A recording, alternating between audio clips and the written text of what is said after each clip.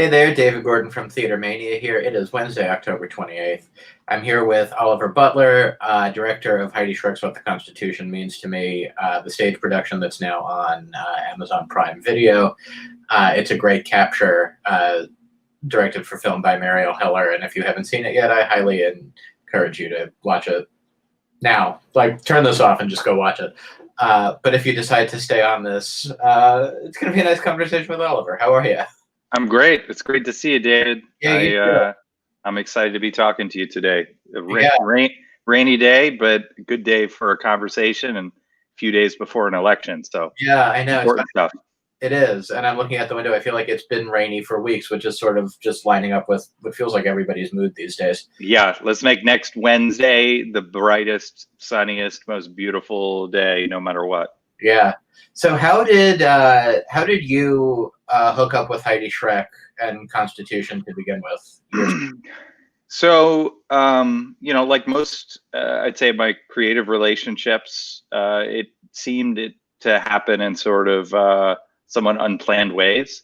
I've known Heidi's work for years. We're in the same downtown theater community. She's a beloved, was at the time a beloved off-Broadway actress before she became a beloved Broadway actress. I knew her work. I knew that she had run theater companies out in Seattle with her husband, Kip. I'd been running the Debate Society for years. So I think, we'd seen each other's work. Now, after the 2016 election, I had gotten way more politically active, civically engaged. I actually printed, I know you own a facts hat, but Will Eno and I first designed and implemented the facts hat, and I wore it to the Women's March in January. And Heidi was on the same bus as I was going to Washington, D.C. So we talked on the bus for a while, sort of connected over activism.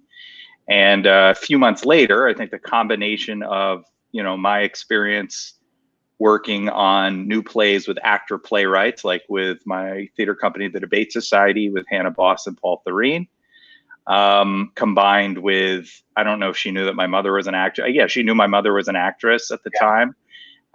So, I think she knew that, and combined with my activism work, I think led her to think maybe I'd be a good match in developing the play.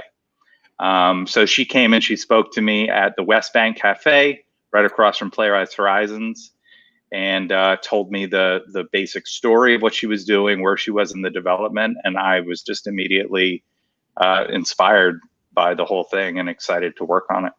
When did taping the production come into the equation? Very late in the Broadway run. Honestly, it felt like it came together. I got married last year, and I was already planning on leaving in the summer for a month to go on like a honeymoon in Corsica, France. And I'm pretty sure I was hiking with my wife in Corsica. And I got sort of, the news that it was definitely going to happen. It came together quickly. There was a few weeks there, and I didn't know about it right at the beginning. Yeah. But when it was all really coming together, I was having, sort of intercontinental phone calls with Heidi, and just hearing about sort of what the plan was. So I wasn't actually even there for this specific filming. Yeah.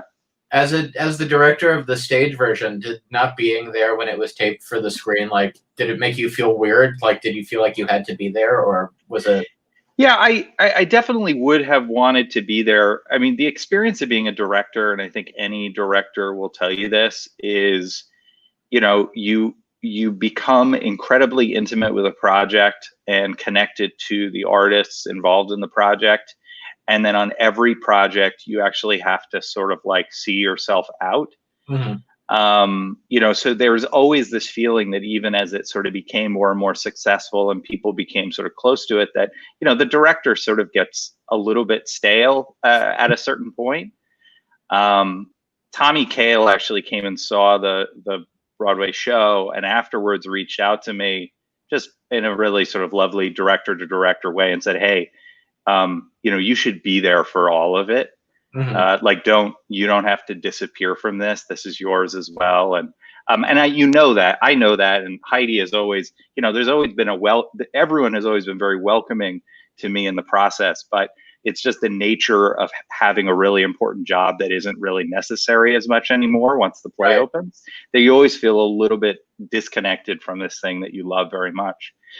However, yeah, when the filming happened, I would have loved to have been there more. Although my guess is, I think I would have been helpful in some ways, but also Mariel Heller and Heidi and everyone, they made just the most beautiful capture of the production.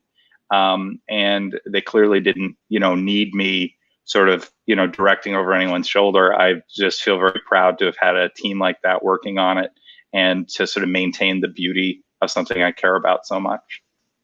I asked Heidi this question last week, but what is it like for you as a member of that team to know you opened at New York Theater Workshop right around the time of the Brett Kavanaugh confirmation, and now it's streaming right around the time of the Amy Coney Barrett confirmation?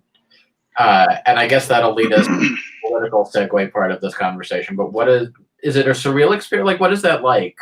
Yes, so it is surreal. However, it sort of goes even deeper than that. This show, more than any other play I've worked on, feels more of the time that it's playing all the time.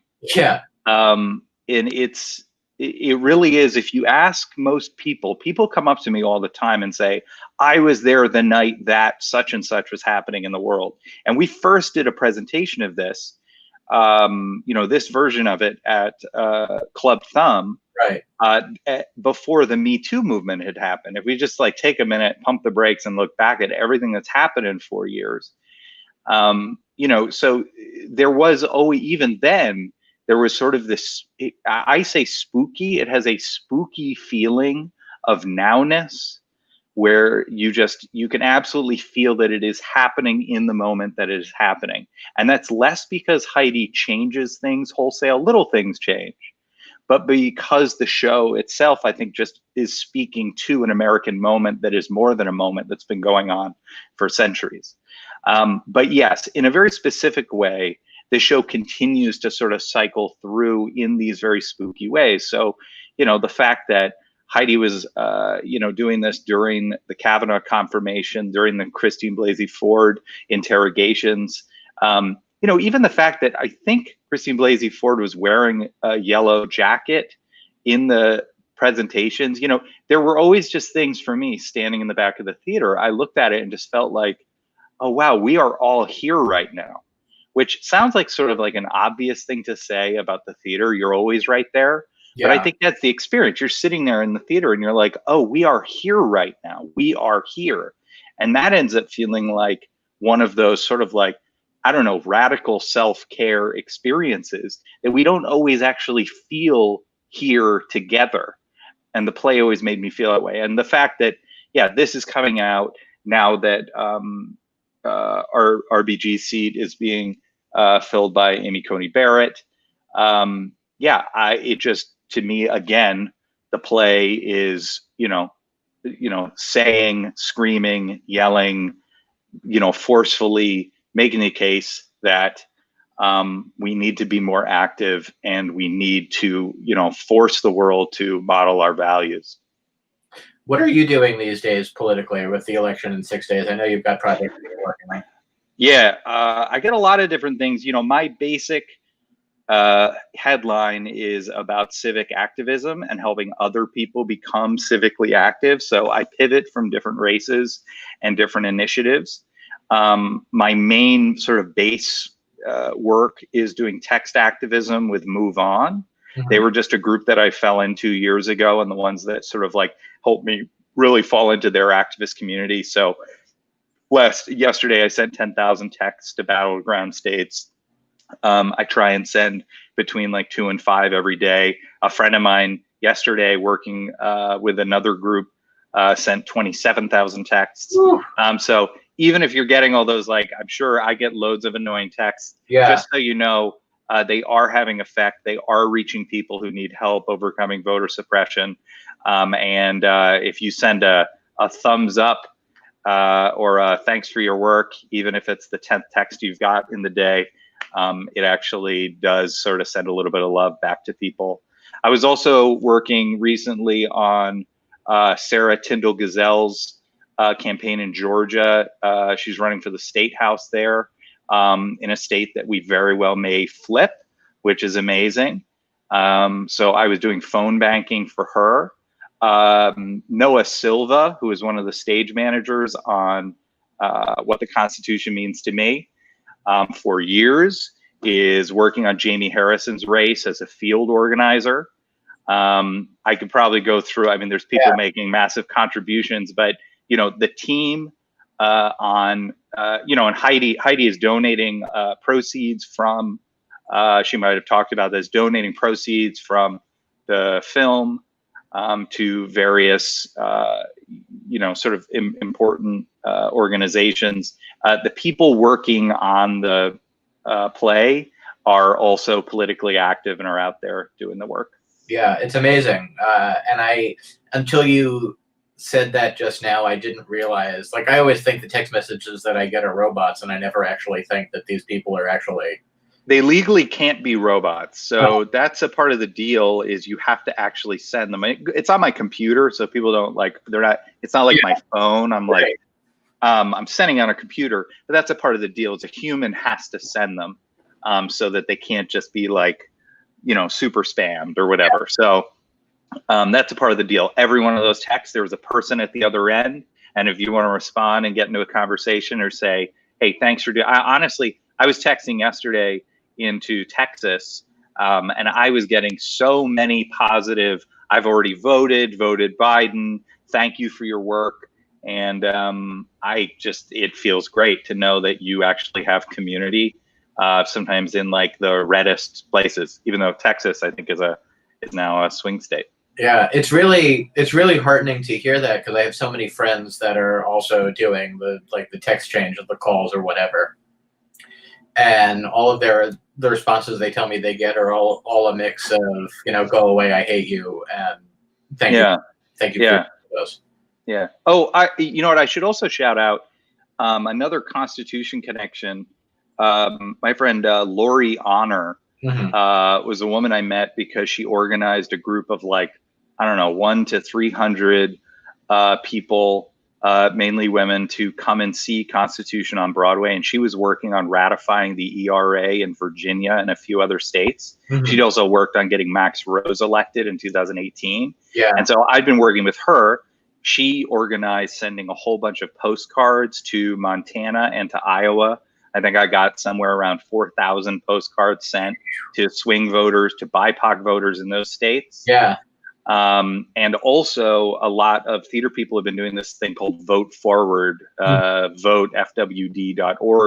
You can't do it anymore because it's letters, but I sent 100, personalized letters. And in the theater community, I think we alone must have sent, maybe hundreds of thousands of letters trying to get people to vote. So shout out to all of those other unemployed theater people who are still out there doing lots of work.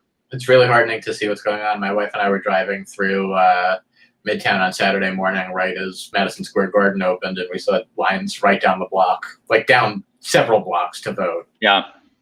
No, I went yesterday right at the opening in Queens, and I had to wait in line for 2 hours. I mean, we should fix that. Yeah. However, good. Yeah. Everyone get out there, because this has to be a monster landslide.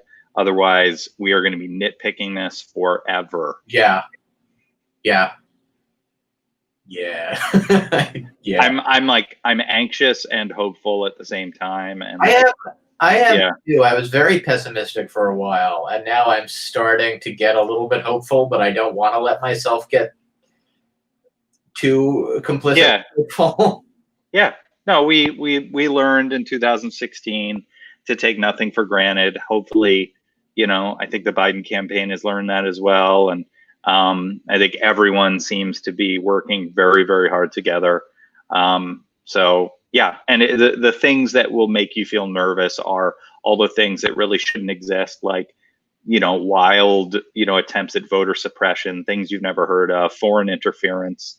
I mean, all of that stuff is very, very real. Yeah. And it may very well take a, massive action from all Americans, including, potentially shutting down the country even more, going to the streets and staying in the streets to make sure that every vote is counted, and that Trump doesn't use his sort of unfair leverage and power to corrupt the vote.